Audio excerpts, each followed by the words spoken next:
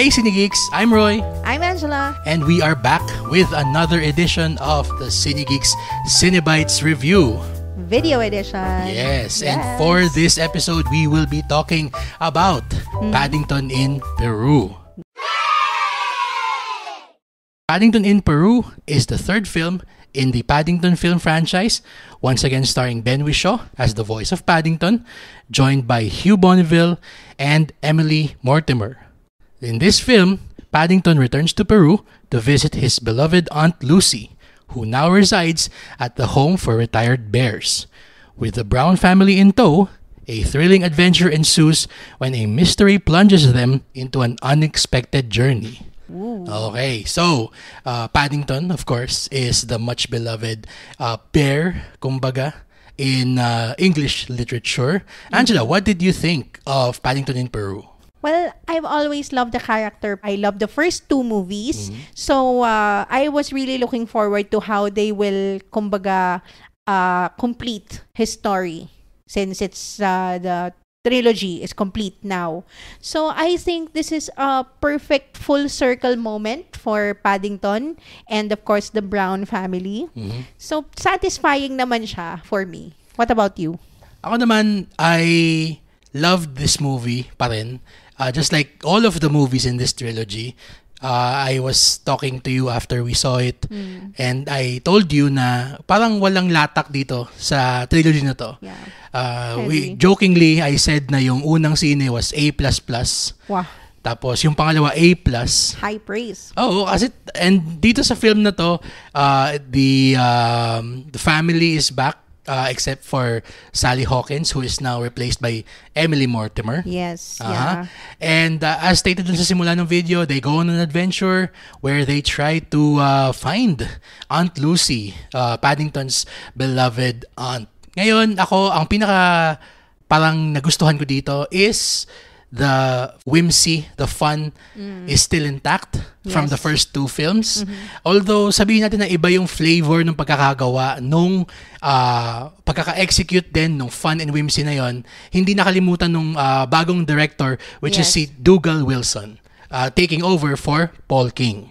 That's Yun. true. Ikaw ba, naramdaman mo ba yung difference na hindi na si Paul King yung director?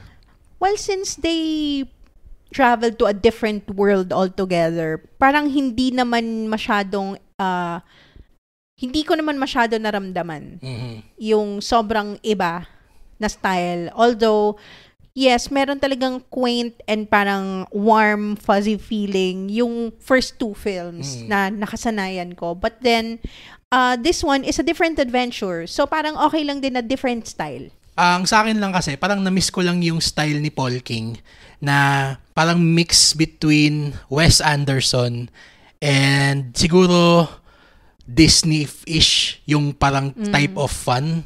Kasi doon sa first two films, especially doon sa pangalawa, sa Paddington 2, yung kasama si Hugh Grant, parang nag-overdrive yung mga Wes Andersonisms ni Paul. Yun, oo.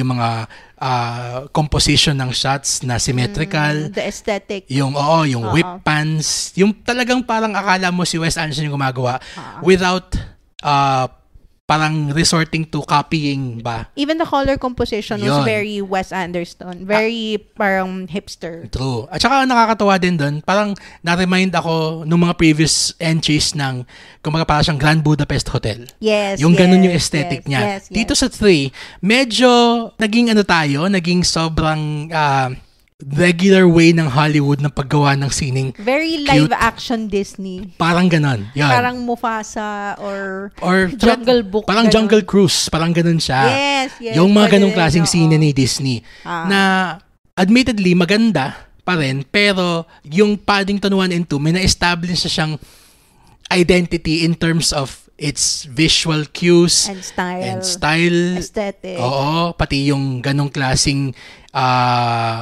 cinematography, etc. So, ayoko namang sabihin na it's all the worse for it, itong pangatlo. Pero, medyo na-let down lang ako ng konting-konti lang. Pero, ako, bigay ko na rin yung grade ko na for Paddington 3. It's still an A+ for me. Walang latak dito sa trilogy na to. This is another excellent addition. If I may say so, it's an excellent ending, kumbaga. It is. To the It is. trilogy? Full circle nga, like I Oo. said kanina.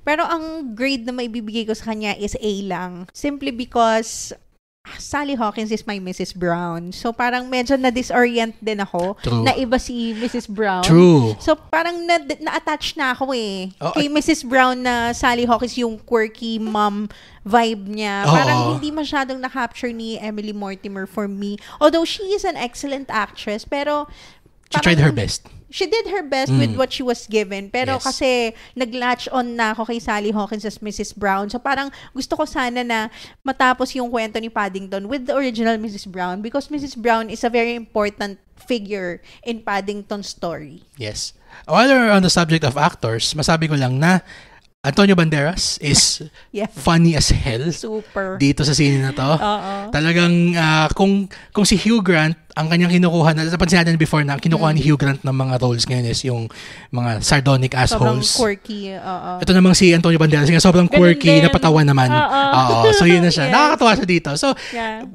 you bring your family to this film. The mom, dad, the kids are gonna have a great time. Promise namin yan. It's called a hard stare, Mr. Hunter. And it's for when people have forgotten their manners.